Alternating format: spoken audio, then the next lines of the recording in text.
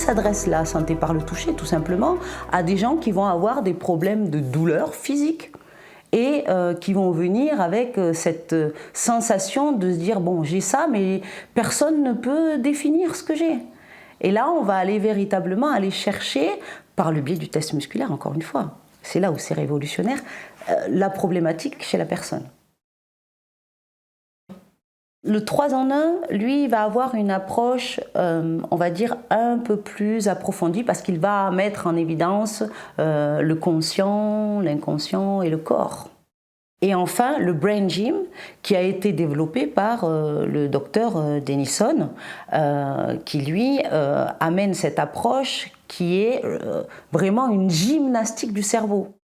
C'est à la base, je crois, un peu orienté par rapport aux enfants pour leur apprendre à avoir un peu plus de concentration. Et aujourd'hui, c'est utilisé à la fois chez les enfants et à la fois chez les adultes et voire même les personnes âgées parce que justement, l'intérêt du Brain Gym, c'est véritablement là de faire des mouvements différents, hein, comme on peut vous montrer là sur le... Il y a une quarantaine de mouvements qui sont proposés et dans ces mouvements sont liés aussi à une émotion particulière et à un comportement particulier. Ça va permettre, encore une fois, kinésiologie, de mettre la personne en mouvement vers quelque chose de mieux. Moi, je lirais plutôt la santé par le toucher et le Brain Gym parce que ce sont deux pratiques qui vont avoir pour intérêt d'aider la personne à retrouver un comportement ou trouver sa place, parce que des fois c'est tout bête. Je ne trouve pas ma place au sein de ma famille, je ne trouve pas ma place dans mon travail et j'ai du mal à communiquer, j'ai du mal à me dire. Et peut-être que rien que dans l'espace, j'ai déjà du mal. On a aussi le baromètre du comportement qu'on utilise, qui est un de nos plus gros outils de travail, qui va démontrer le baromètre émotionnel qui se joue à l'intérieur de moi, sans que moi-même, de manière consciente, j'ai conscience que ça ne va pas. Mais j'ai du mal à exprimer ce qui se joue à l'intérieur de moi émotionnellement. Et le baromètre du comportement par le biais du test musculaire, parce que là encore une fois, cet outil de test musculaire est quelque chose d'incroyable, d'extraordinaire, parce qu'il va travailler avec le cerveau entier. C'est-à-dire que la personne peut être déroutée, mais le corps, lui, ne ment pas. Puisqu'il a somatisé depuis qu'il est né jusqu'à aujourd'hui, il a tout enregistré. Donc le conscient, le subconscient et le corps, et la personne donc souvent a des difficultés à exprimer ce qu'elle ressent, ce qui se joue à l'intérieur d'elle. Et en fait, du fait de ce baromètre, elle découvre et elle enfin, sans avoir même à s'exprimer, le corps lui dit exactement ce qui se joue. Aujourd'hui, je me sens être dans le non-choix alors que j'aimerais être dans le choix et ça génère chez moi du chagrin, de la culpabilité alors que je voudrais être à la hauteur de dépasser tout ça. Ce qui me permettrait, au lieu d'être dans le ressentiment vis-à-vis de ce qui se joue en moi, eh bien, je suis dans l'intérêt de ce que je peux faire. C'est ça qui est intéressant, c'est cette espèce de jeu entre ce que je vis à l'intérieur de moi, qui est la plupart du temps amené par des croyances qu'on nous a inculquées, éducatives, des croyances sociétales, des croyances professionnelles ou même relationnelles, parce que de toute façon, pour être bien dans le groupe, il faut bien que je m'adapte à ce groupe, mais je m'oublie. Et c'est des croyances qu'on a par le biais de nos expériences aussi, ce qui fait que quelque part, il y a un moment où on se dit où je suis moi là-dedans. Et le baromètre du comportement permet, au lieu d'être dans quelque chose qui est douloureux, de pouvoir aussi proposer ce que je veux vraiment à l'intérieur de moi. Et ça, de manière, entre guillemets, inconsciente. Parce que je n'ai pas conscience qu'à l'intérieur de moi, il y a la solution à l'intérieur de moi.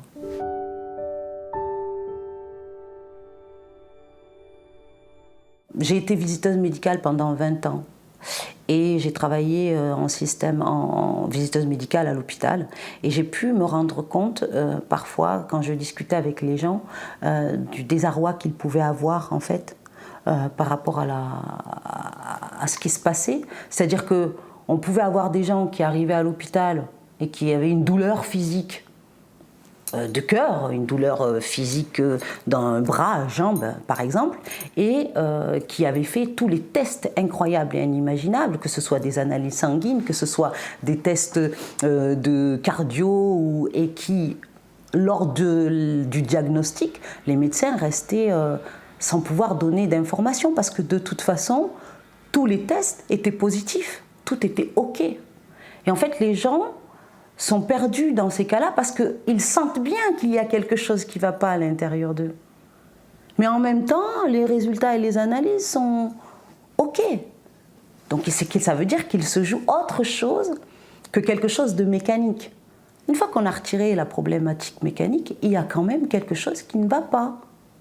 Et l'intérêt de la kinésiologie, c'est d'aider la personne à aller voir en fait ce qui se joue, parce qu'il y a aussi une barrière émotionnelle. Et comme je vous ai dit tout à l'heure, la kinésiologie a pour but de rééquilibrer le corps physique, qui lui se présente par cette douleur qui est récurrente et qui est là, le corps mental qui réfléchit à ce qui se passe pour lui, et le corps émotionnel qui lui est en train de dire « warning, warning, j'ai mal au cœur, fais quelque chose ».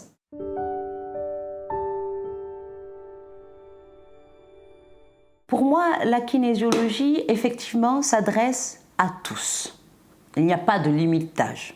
On est bien d'accord, du bébé jusqu'à la personne de 90 ans, sans problème. En revanche, on peut aller cibler, je peux vous donner une liste non exhaustive, pour un enfant qui est à l'école, le stress aux examens. Un adolescent qui se retrouve difficulté de relation avec les copains. Ça peut être aussi une porte d'ouverture pour venir. La douleur physique, elle aussi peut être une porte d'ouverture. Chez le bébé, des insomnies ou des problèmes diurnes, de pipi au lit, clairement, pour être au plus simple. Chez l'adulte, on peut avoir un problème de positionnement, de reconnaissance. On peut aussi prendre en compte les problématiques professionnelles, les problématiques familiales, les problématiques relationnelles. On peut aussi rentrer par la porte du burn-out, tout simplement, ou par un manque de sérénité, un manque d'estime de soi, parce que peut-être enfant, on ne nous a pas appris. On a un problème culturel quand même, qui est on n'arrive pas à aider les gens à être qui on est vraiment. On doit absolument rentrer dans des boîtes, absolument. Et c'est ça peut-être aussi qui empêche notre super conscience, notre super être que nous sommes, de rentrer déjà dans un petit corps que nous avons, et encore, de rentrer encore dans quelque chose d'encore plus petit, puisqu'il faut être dans la conscience de tout le monde. En tout cas, de manière sociétale. Ce qui est important, c'est que véritablement la personne qui pousse la porte, elle ait vraiment envie que ça change. Elle ait vraiment la volonté d'aller vers quelque chose de nouveau, ou en tout cas, de quelque chose qui est plus proche de qui elle est vraiment. On ne peut pas imposer à quelqu'un un changement si lui-même n'est pas prêt à le faire. Et ça aussi, ça se respecte.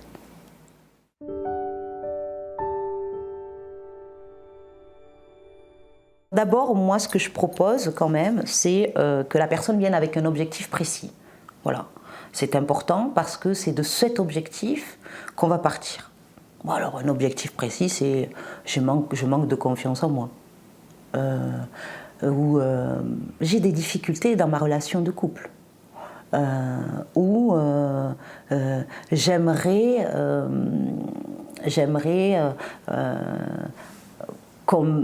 pouvoir communiquer de manière claire. Ou j'ai des difficultés de communiquer. Enfin, venir avec un sujet qui porte vraiment problème à sa vie, même une douleur.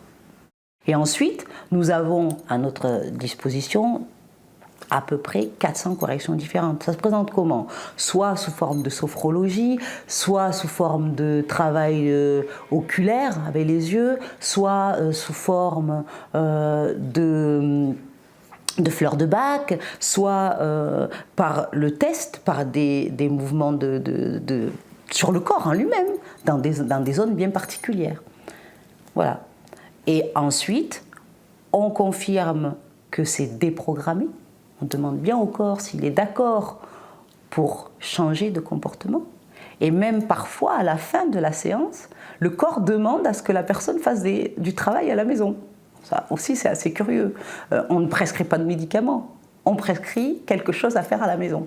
Alors ça peut être un feel want willing, comme on a dit, je veux devenir quelqu'un et aujourd'hui j'ai confiance en moi. Et pour honorer le travail que nous venons de faire de déprogrammation, le corps il dit moi j'aimerais bien qu'aujourd'hui tu fasses quelque chose de particulier pour honorer ce qu'on vient de travailler, pour que moi, maintenant, j'enregistre le changement. Et c'est là, encore une fois, où ça devient intéressant.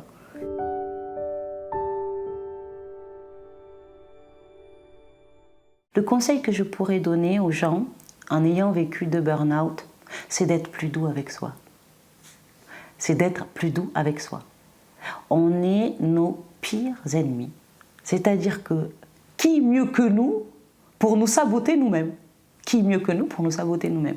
On n'est pas capable de dire les choses sans avoir une peur, une crainte de passer pour un original ou de passer pour quelqu'un de bête, de pas intelligent. Et pourtant, les enfants, qu'est-ce qu'ils font?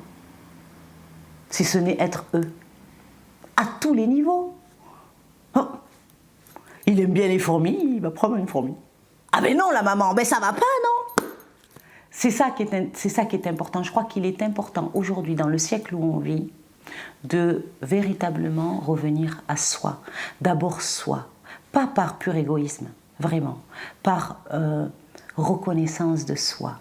Si moi je suis reconnue par moi-même de qui je suis, avec mes qualités et mes défauts, je peux être à n'importe quel endroit ouvert à ce qui se joue, sans prendre ce qui se passe chez l'autre pour quelque chose contre moi, ou pour quelque chose pour moi. Mais en tout cas, quelque chose qui va venir générer chez moi un désaccord ou un inconfort. On a plein de croyances à retirer, on a plein de croyances qu'on nous a imposées depuis notre enfance et aujourd'hui dans ce que nous vivons. Alors il est temps aujourd'hui réellement d'être qui on est, tout en étant dans le respect de l'autre. Mais avant tout de se respecter soi en ne se niant pas.